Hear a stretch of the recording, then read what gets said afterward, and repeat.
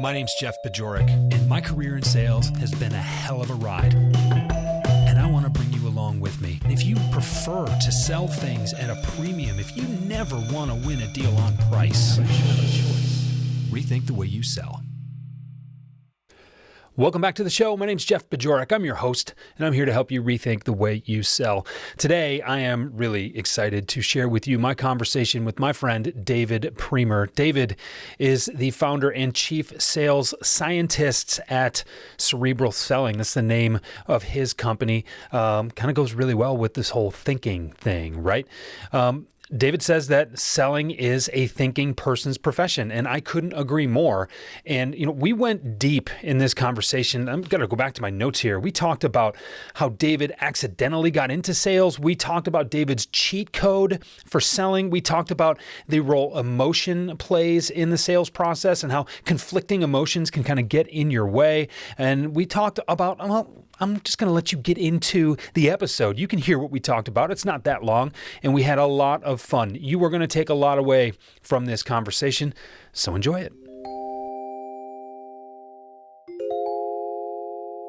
David Priemer, thank you for joining me. This is, it's always such a pleasure to talk to you. And I mean, you're just such a good guy and like great to talk to, but you're also like my therapist sometimes. So it's just send me an invoice when it's all done.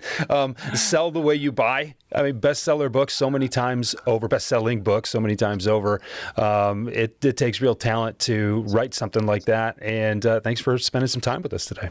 Oh my! Psychiatrist to the stars. That's what we all are. In our jobs. I say this of the leaders that I work with. That's kind of what we do. And I would say as a PSA to everyone out there, if you're listening, if you're a sales leader, if you're a rep, this is an emotional journey. This is a very emotionally charged job, role, industry. You're on the treadmill all the time.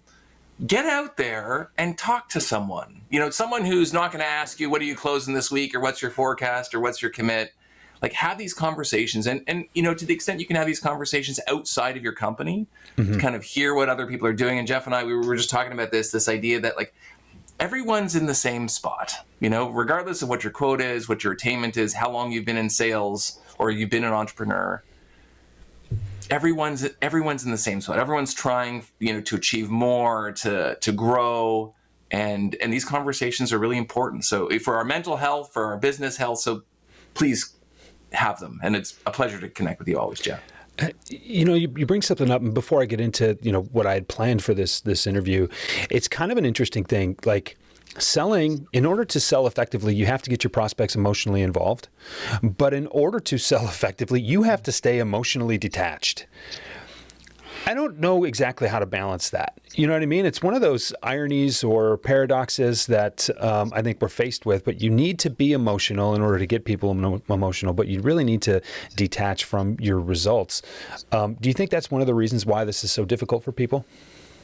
Yeah, I mean, look, the quota is a very tough taskmaster, when you have that kind of external pressure, and quite honestly, a very transparent success metric, which in many ways I wished, kind of being in sales for so many years at these high growth companies, I wish other parts of the organizations I was a part of had the same transparent success metric as us, because maybe then they would understand, our journey. So it's a tough gig, 100%. But this idea of and I totally hear where you're coming from here, but I also believe if you're really passionate about what it is you do and how you can help someone, and you actually have a lot of emotional clarity around that, then when you find someone who doesn't align, who isn't as excited, if you're bringing your A game and you're super excited about how you can help them, and they're not giving that same excitement back to you, in a way, it's kind of discouraging a little bit, almost to the point where you should not want to sell them something because they don't believe what you believe, and they're not as excited about what you can provide. And sometimes as well, one of the things I talk to teams and leaders about is I say, what would happen in your company? Let's say you're a SaaS tech company. What would happen if you sold your product to anyone who is willing to pay you money for it? Because you have lots of clients that are willing to pay you money, even though deep down inside, you're this is probably not going to be the best customer for me, right? Think about what would happen if your business was just full of customers like that, right? they would, gum up your entire customer success process. They would make requests of your product roadmap that would not be aligned with what your best customers are experiencing. So like they would completely derail your business. So in a way, you're right. You do have to balance your enthusiasm for how you can help with, with like the desire to kind of, drive your business in the right direction. Mm-hmm. But hopefully, if you have that passion and conviction, you can kind of find it and anchor it, then you will actually be, in a way, turned off by customers who don't believe the same thing as you. That's interesting. How long did it take you to learn that? Well, sometimes you learn it the hard way, like when you're growing like a tech company and then you bring on the wrong fit customers. And I say this not because you're trying to do something nefarious. Sometimes you don't know who your target audience is just yet, and like the value you add exactly. And it takes you a little while to kind of find that. We were talking about that earlier, right? You have to kind of put out there, like the HubSpot, I think, kind of pioneered this with like inbound marketing, which is like, I'm going to put out there this lightning rod, and I'm going to tell people like, what is it that I believe? And if you believe what I believe, then you're going to, then hopefully you get attracted to that. But also like you could attract, the wrong element, and it takes a little bit of time. And I say this, as we're talking about this concept of like sell like you, like, and I don't know if we want to get into like the origin story, but like there are certain things that I only realize now with the benefit of doing this for 20 plus years that like I probably didn't have enough data or patterns to see 10 years in or 5 years in. Mm-hmm. But now 20 years plus years in, I have more clarity around it. And I think it's the same way in life.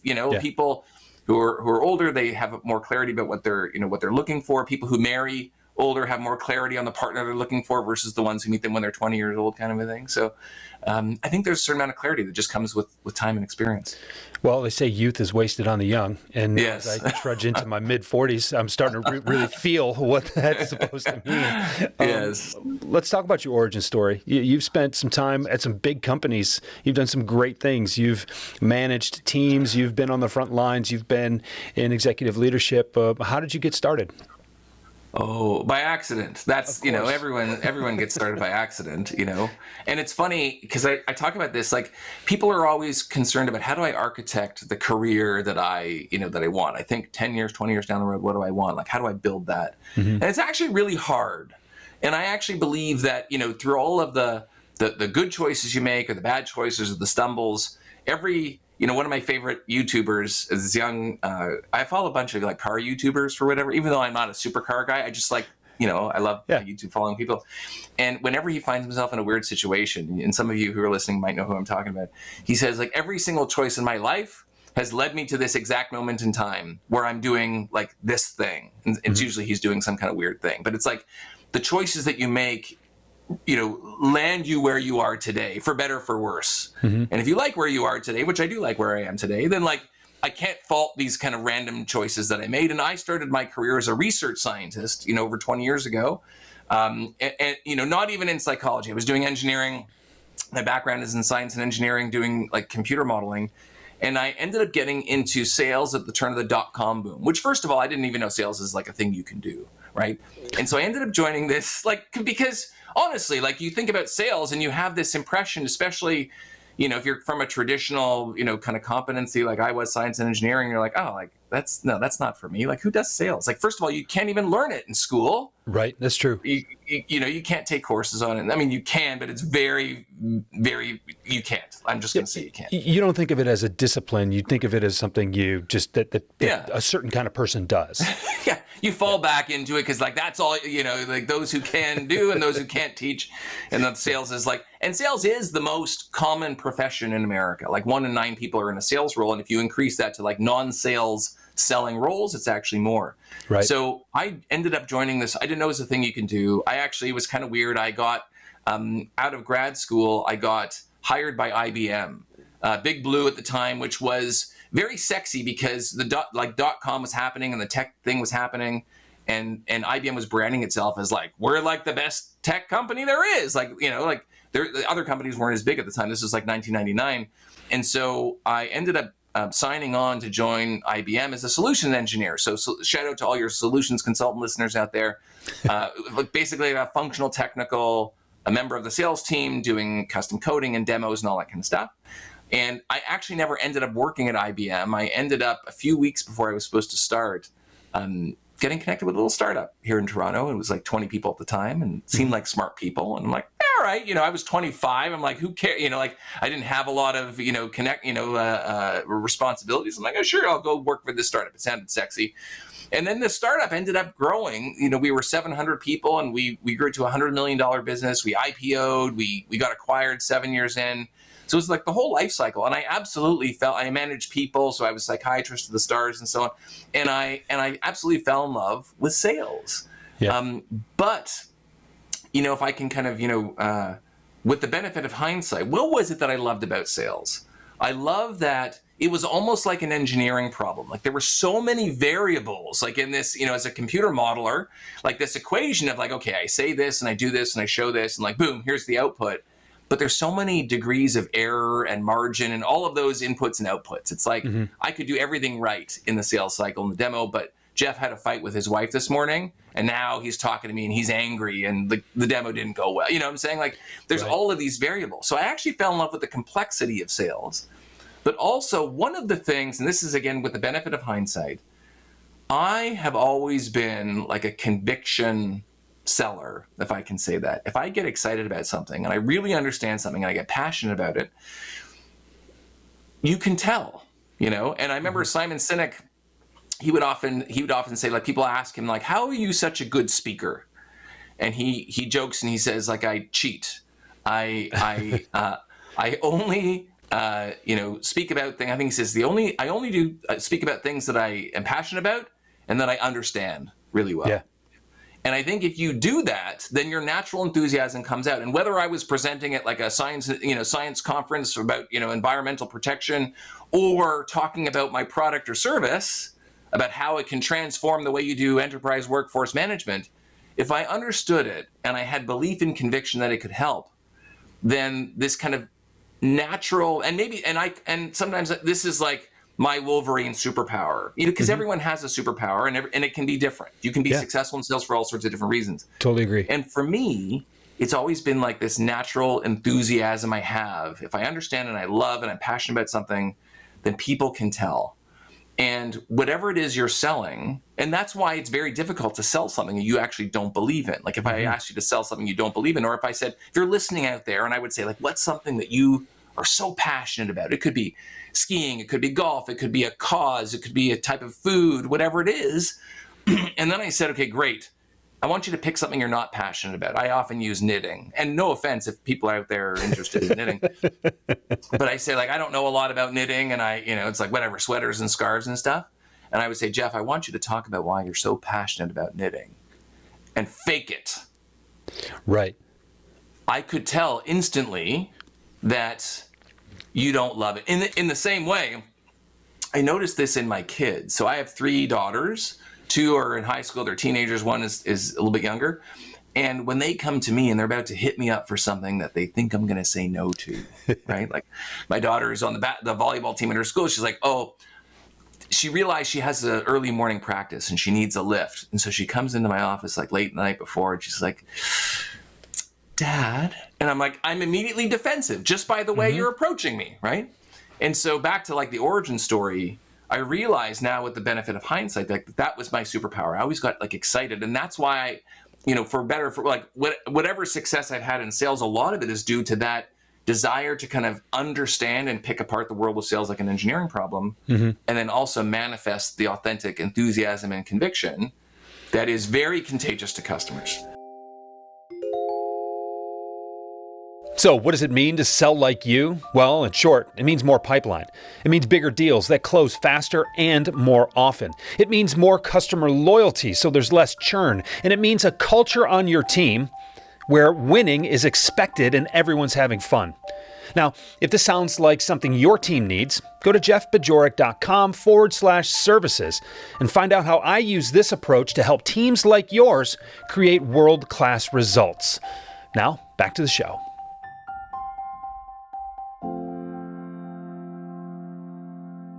So much of selling, particularly at the complex enterprise level, is reduction of variables. And in order to reduce the variables, you have to identify the variables. And then you have to keep track of the variables, which is why these sales engagement platforms and CRM tools and everything are more and more complex. And you look at it when you get started and you're like, oh my God, why is this so complicated? You're like, do you realize what you're trying to do? Do you realize all the things that could go wrong? Do you realize all the things that need to go right? And, maybe it's a particular type of sick individual that needs to dig into that. But I love what you're saying about enthusiasm. Selling is a transfer of enthusiasm.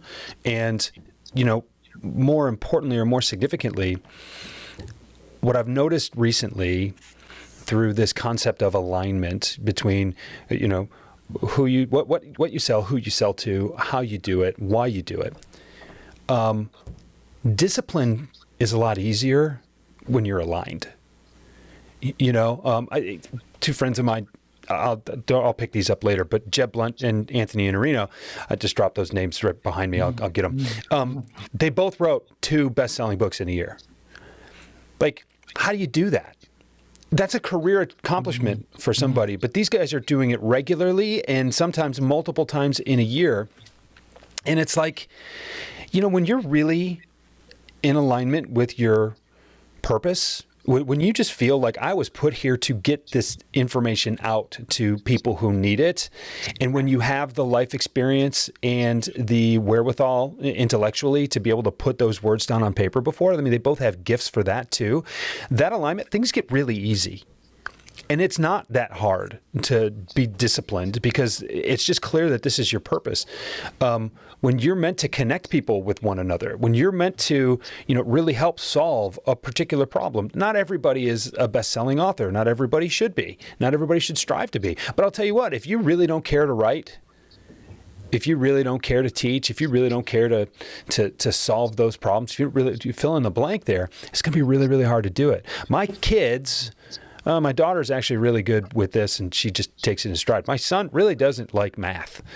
He's good at it. He's a really smart kid. He just doesn't quite see the point of it just yet. So it's really difficult for him to get fired up to do his homework. Like, you know what I mean? And so there are things that you're just naturally aligned with. There are things that you find alignment with. But when that alignment is there, oh my gosh, the hard work gets a lot easier. 100%. And you actually, I see this a lot with like company founders. So sometimes there's kind of 2 models of company founders. There's the founder who experienced a problem and said, you know what, I'm going to make a product that solves this problem because for years I was an accountant and I struggled with this. And so I developed this accounting software and I have, all this domain knowledge and a passion for the problem and solving it. And then there are founders who say, you know what would be a good idea? Here's what the world needs. And they kind of see an opportunity in something that they actually don't have a lot of experience with or even passionate about. Like, you know what? There's a lot of problem on construction sites these days where people, there's a lot of accidents that happen and da-da-da-da. Like, I'm not in construction, nor have I ever worked in construction. I don't know construction people, but I think this is a problem. I'm going to go solve it. And and I've spoken to these 2 groups of founders, and it's very clear. There's a very clear difference. Like the founder that experienced the problem, who can kind of, navigate that complex conversation with customers, who can convey that enthusiasm. It's a totally different experience and level of success than those who are just like, oh, here's a good, and I'm not saying you can't have success identifying like, here's a problem people are experiencing and I'm going to go solve it. But I don't find that those kinds of founders have the same level of success because they're not emotionally bought into the problem. Right. And it's not just about relatability. It's, I just can't I don't relate to them. That's not where I come from. That's not what I do. It's like, okay, well, you're just not emotionally attached. That's okay. You don't have just because, look, and I say this all the time, you and I could make way more money than we do right now selling something else. There's all kinds of stuff out there that we could sell, that we could make more money than we do right now. But we choose not to because of these non-monetary consequences, if you will. It's like when you sell something that is not in alignment with your integrity, what are you selling your integrity for? I like the concept of, okay, how much did you sell it for and why did you discount so much? Right? It's like, it's not just about the money. For the people who find themselves in the right place, they do it for all of these just non-monetary reasons. And selling is so much about dollars and cents. We forget that most sales are made that don't involve a transfer of or an exchange of currency whatsoever. And, there are just so many other factors than that. And if you're just selling for the top dollar, and there are a few people who can get away with that because their alignment is 100% around the money. Okay, cool, go. Most people aren't like that. And that's where you have to really avoid the urge, and I'm guilty of it, but you have to really avoid the urge to try to keep up with the Joneses. Because what might make you most fulfilled in life might only earn you $50,000 a year, but you're going to live the happiest life that you could possibly live. Meanwhile, there's some multimillionaire who is a miserable just mess. And it's like, well, okay, is that really what you want? You got all the money in the world, but you don't have any friends, and you're depressed all the time because you're still looking for that thing. So it's just it's interesting how much that alignment really leads to your success. And I see, David, people younger than us getting that in a way that people older than us, not so much.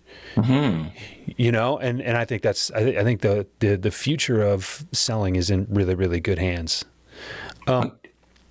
What does it mean to you to sell like you? And when did you make the decision that you were going to have to? Or when did you make the decision to trust yourself instead of taking the playbooks that were handed to you? When did you decide to be inspired by those playbooks rather than trying to use them verbatim?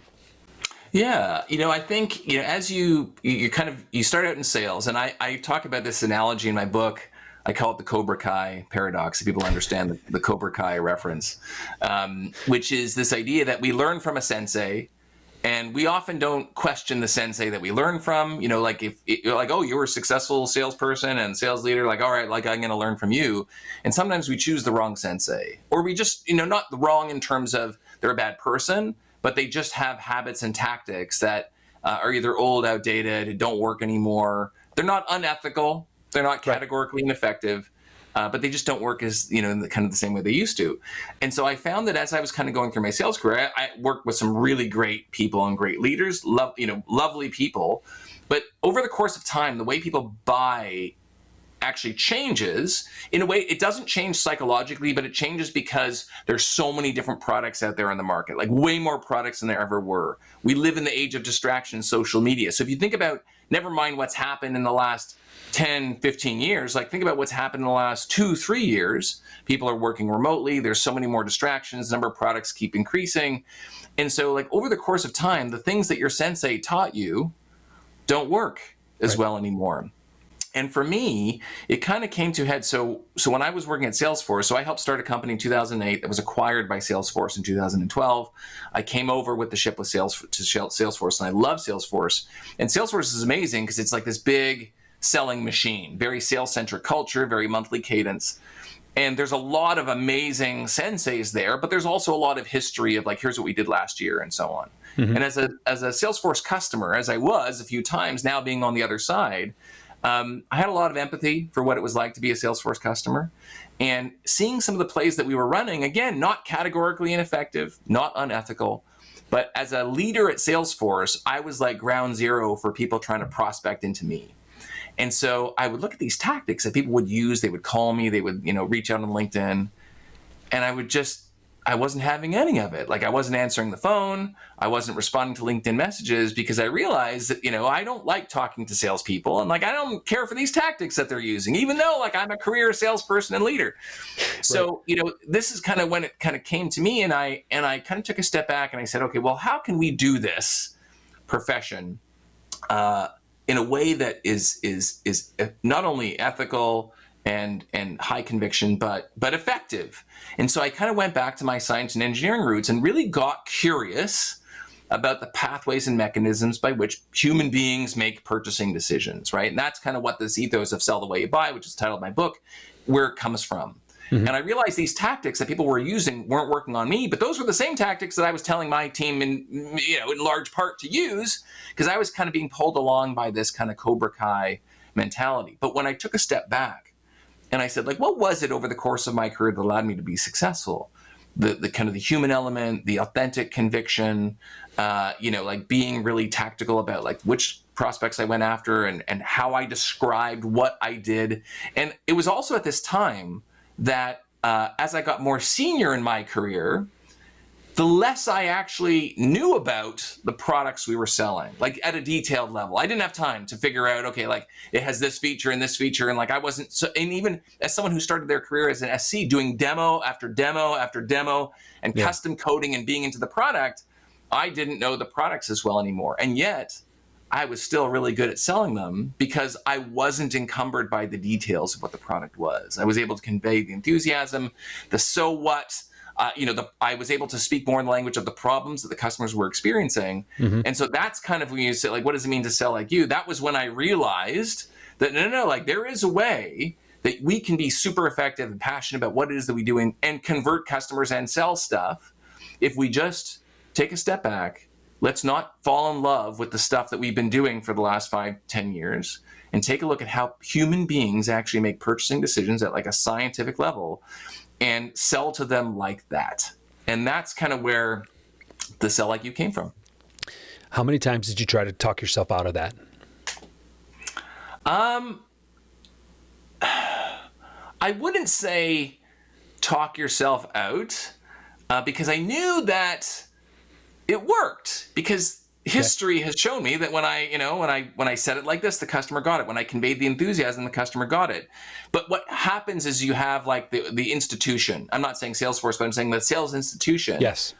It historically says, well, you got to make 50 calls a day, and you got to do this, and you got to do that, and you got to ask the customer, like, is there any reason why you wouldn't sign the contract this month, and what's it going to take, and like, what's your budget? And like you have the sales institution saying, well, you should do these things because that's what in sales, like this is what you have to do. And so you do have the little bit of this struggle in saying, okay, if I want to be successful, I actually have to say no to some of these things. And saying no is really tough when the majority of people around you are actually really good people but have been indoctrinated by this culture of what it means to be in sales. And that's why when you tell someone you're in sales, they don't like you. Because like you're the enemy, because they conjure up these images of like the sleazy used car salesperson trying to get people to buy things they don't need and having a lot of information about a product or service that they're not sharing with the customer for fear that they might not buy. And that takes, I guess, a little, I don't want to say like courage, maybe courage isn't the right word, but it takes a little bit of like courage to step up and say, I'm not going to do that. I'm going to do it like this instead. Well, it does take courage. And that's the issue. People think it shouldn't. People think, well, in the culture, Seth Godin talks about this, is people like us do things like this. And it's very difficult to break. And that sticking in a culture that doesn't feel right is what, rips apart or eats away rather at your integrity. And that's the thing. And so again, what are you selling that for? That's really cool. Like, even though you know it works, even though you feel in your gut like it'll work, it's sometimes difficult.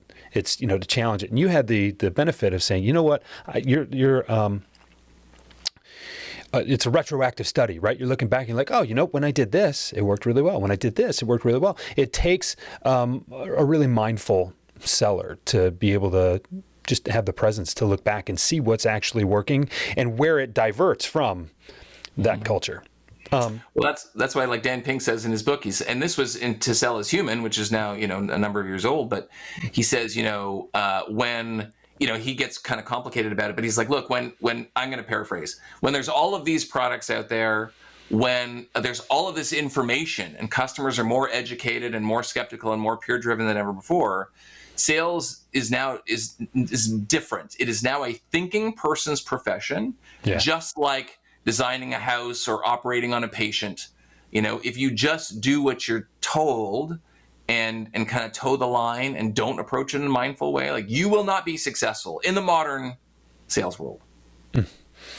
David, we're up against the clock. Where can people find you? Yeah. So if you want to check out my book is called Sell the Way You Buy, and you can get it, wherever you buy books on Amazon. My website is called Cerebral Selling. .com, and I'm Cerebral Selling on YouTube, on Instagram, I give away tons of content for free. I have a free Facebook group. Tons. That may be too much. Maybe I got to stop. I have a free Facebook group called the Sales Lab where I do live trainings every week on different topics. So yeah, I try to be pretty findable. And you can hit me up on LinkedIn if you'd like to. Awesome. David, thanks for being here. I'll have all those links in the show notes. So if you're driving right now, don't try to scribble all that stuff down. Just take a beat. It'll be okay. Follow the link in your podcast player, wherever that is. And David, always so great to talk to you. Thanks a bunch. My pleasure, Jeff. Always great to be here. Thanks for having me. So how good was that? David is so thoughtful, and I love his approach. He's just so pragmatic and intelligent, and he comes across in a very unassuming, very just approachable way. I mean, he's just a great human being. I love talking to him, and that little reference about being psychiatrist to the stars, like we do that for each other sometimes, and I feel very fortunate to call David a friend. If you want to learn more about him, buy his book, Sell the Way You Buy. It is a consistent bestseller for a reason. There's no fly-by-night, let me grab a screenshot kind of bestseller, fake bestseller thing going on there. This book continues to sell because it's so good. And check out that Facebook group if you're into Facebook. He's providing a ton of value there, and I know that he can help if you're willing to give him some attention. So I appreciate you giving me some attention over this last half hour or so. Coming back to you very soon with another episode. Thanks for being here. Tell a friend if you really like it, and I'll talk to you soon.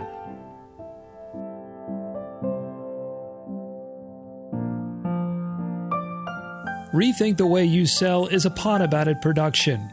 It's mixed and edited by Doug Branson, with music by Blue Dot Sessions and Doug Branson.